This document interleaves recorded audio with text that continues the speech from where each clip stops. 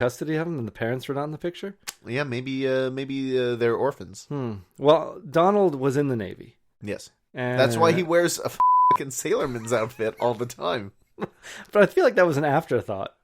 I feel like he was only in the Navy after he already had the uniform. I will say this maybe canonically, yes, but he did wear a sailor's outfit for a long time, and then during the Second World War became Disney's poster boy for military involvement. There were a lot of Disney cartoons about joining the military and how to be a good military man that Donald was the star of because they did not want to show Mickey in that light, and Donald became the de facto main character of Disney Studios.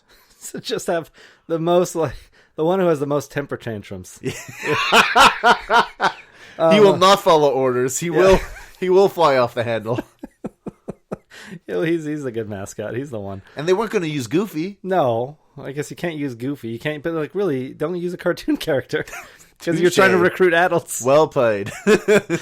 Well, no, they were trying to recruit like 17 and 18-year-olds. Yeah, but not like 6-year-olds. Well, they didn't know how long the war would go, so maybe get them young. Yeah. What am I? Oh yeah, so his on DuckTales, his officer was like this large dog. This is like John Wayne type of character. So I thought they'd all be like John Wayne type of big dogs. They were not. So then they started taking us to this down the halls, and apparently they share half this building with the RCMP. They're on like the other side of the building. It's much more buttoned down on the other side of the building. Yeah, and then he actually said, he's like, we each think we're more important than the other one. And then I was like, well, RCMP is more important than we the kind Navy. of all know who is actually more important. Yeah. I just love the idea of during luau night, the RCMP are like banging on the wall. Like, keep it down over there.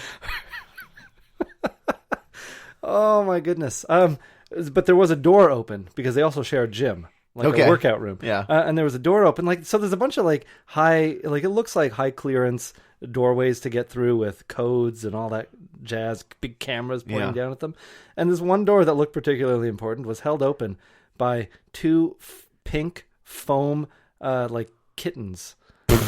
Okay. Like they were specifically to hold doors open. Okay. But like to hold doors open in a nursery. Yeah. They were just pink foam with little kitten faces. Like it would be more presentable, if you will, if they just used a broomstick or something. Yeah, something. Use the anchor that you have. And we just leave this mop here to keep the door ajar. Yeah, it's like too many, we don't like punching in all the codes all the time. And so these little kittens. These kittens have clearance, don't worry. Yeah, and he was just bad-mouthing the RCMP the whole time. At one point, he was saying, like, our part, and, like, divulging information that maybe he shouldn't. Like he was, like, saying, like, specific workout times for, like, a lot of the police officers. And it was, like, not necessarily, like, if we were terrorists, I guess. maybe we'd know this is where all the police officers are at this time. Is it hard to get a visitor's badge at the Navy? It's not, because they leave that book open and unguarded. So at one point I was standing there and I was talking to someone. I was like, you know what? I could take this. Like, I've always seen in movies how difficult it is to obtain a visitor's pass and then like figure out the codes to doors and go all these places using, you shouldn't go. Scotch tape for fingerprints and stuff. And it's like, here, I could literally take this whole book of visitor tags, give one to a bunch of people, and we don't even have to know door codes because they're held open by little foam kittens. And then he was talking about how the basement is just crowded. Like sometimes they can't even get to their cars. It's just crowded with like RCMP riot gear and huge trucks for when they break up protests and stuff. And he's like, it feels like they like to keep the location of some of these things a secret. And you're just saying it's like, well, yeah, it's in our way. All that junk that we don't deal with. Yeah. And then he proceeded to show us his zodiacs. And I was like, when have I ever seen What do you mean? He was like, I'm a Libra? I wish. They had a whole room dedicated to Was there research on the Zodiac Killer? Yeah, the RCMP gave up on it, so now it's the Navy's problem. There's Zodiacs, like they're dinghies, they're boats. And I was like, I don't know, it seems like a truck's more useful because you got to cart these things over to the water that's like many blocks away. So you've got a bunch of boats that are nowhere near the water. Okay. Yeah. And that was it. And I also feel like it's just, they're a little more friendly during the tours. And then once you get in, maybe I don't know what actually goes on. Maybe there are no Hawaiian nights. I love the idea of like maybe the one sergeant or general who, I don't know, captain. I don't know what Navy ranks are, but I love the idea of someone in like a one of them is double-breasted suit with Yeah. like golden buttons and plenty of medals on his suit, a hat with the corners very official looking, Yeah. but also a grass skirt just over the suit, and he's like, I have to be here. I have to make an appearance. Well, that's why there were so many very, very stern-looking oil paintings of like officers and stuff. But I imagine if they were full-bodied, you would see the luau skirts for sure. And lastly, the last thing to say about this is at the end of the tour, someone had made a comment about how do you like it here at the Navy, and the guy giving the tour was like, actually, I raised the wrong hand when I swore in, so technically, I'm not even part of the Navy. I can leave whenever I want. I'm not sure that's how that works. You signed the paper. Yeah, and then there was like, well, what did you? How did you raise the wrong hand? How did no one notice? How did no one notice? Like, no one noticed. And it was like, we only noticed later when we were looking through the photos. It was like, you have the wrong hand raised. It's like, this seems horrifying. That you, it's a good thing you're only guarding the coasts. But I don't know. That was, and then we were like, what did you swear on? It was like, well. Yeah, we kind of swore on the Bible, but we could swear on anything, really. They just said, what do you want to swear on? Stack of phone books. Yeah, and so we were like, well, I guess the Bible, that seems to make sense. But, like, you had no allegiance to the Bible. You just wanted to swear on it to have something. Yeah. Anyway, that's the Navy, from what I have gathered. But I imagine it's... Real ramshackle group. They like to drink and have fun. Well, it's like nothing's guarded very well. Exactly. And they're nowhere near the water. Yeah. So, Matthew, you were saying, like, a 10 a.m. soup tradition is not much of a tradition, and what makes a tradition? Yeah. It shouldn't be one. Maybe you need to be there. I went to the baseball game a couple weeks ago in Montreal. Every year, or for the past 6 years, I think, the Blue Jays host their last two preseason games in Montreal at the Olympic Stadium. Okay. And every year that they've done it, I've gone to at least one of the two ball games, and I have a little tradition that I bet and lose $50 every year. Every year. I give $50 to the 50-50. Yeah. Where the winning number will get half of what is raised by the 50-50. Yes. In one of the first years, it had gone up to some crazy number, so I just kept buying tickets. It was something like $168,000. Half of that is a lot of money. That's some life-changing money to me. This year, it had only reached, when I went, something like $66,000. But either way, to spend $50 to maybe make $33,000, that seemed worth it. And you have to spend $50? $50 is the price of admission for these? Oh, no, not at all. You could spend $10 or $5. But the more tickets you buy, okay, the higher number of numbers you get. I think for $20, you get 10 numbers. For $50, you get 50 numbers. Ah, okay. So I felt... just go all in, buy the 50 tickets, increase your odds. Because in previous years, I had a new strategy where it was like, well, I'll buy 10 tickets several times throughout the game. Oh, to spread the numbers out. Okay. But the odds are the exact same. That doesn't change your odds. More numbers are better odds. More numbers are better odds, sure. But I mean, it's still like, if you're playing the 649... it feels like you have better odds choosing random numbers than just choosing 1, 2, 3, 4, 5, 6. I see your point, but the odds are the exact same.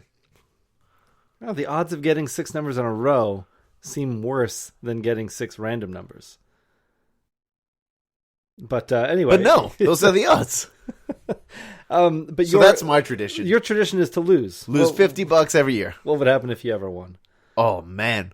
I would hope that because the 50-50 you have to buy in cash. Okay. I would hope that they give me that like $33,000 all in like 10s and 20s. Just so you can get mugged on the way I home. hide in my coat and I just run home as if it's the Warriors. And the baseball Furies are after me. Dollar I just got to run. Flying out of your trench coat. It's just madness for the next 40 minutes while I try to get home. Yeah, you see, you're paranoid of everybody, like people on their cell phones looking your way. Exactly. I'm just ready to fight and run at all times. Oh, what a lovely tradition.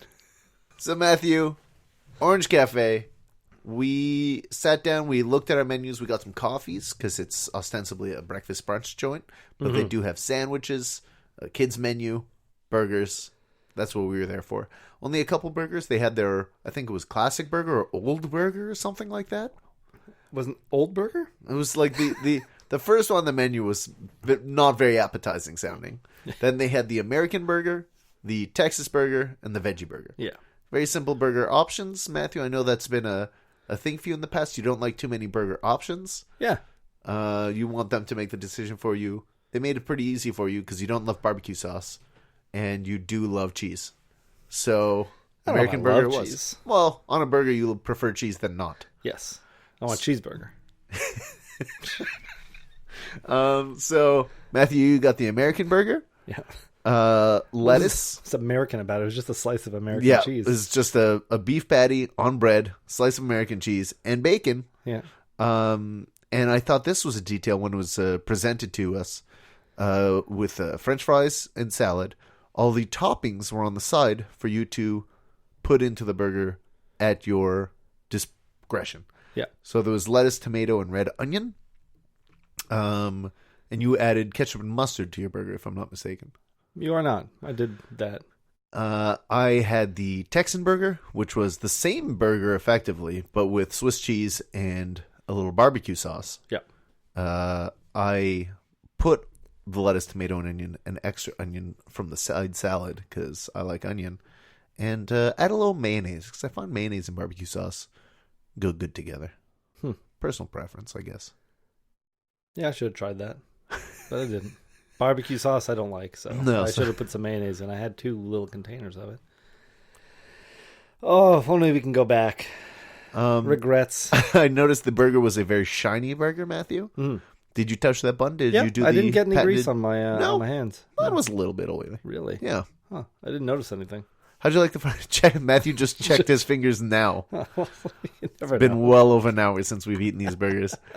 And Matthew is fastidious about cleaning his hands, so there would be no evidence. Matthew, how'd you like the salad and fries? The salad I kind of forgot I even had, and then I tried to eat a bit of it before they took the plates away, but I didn't love it.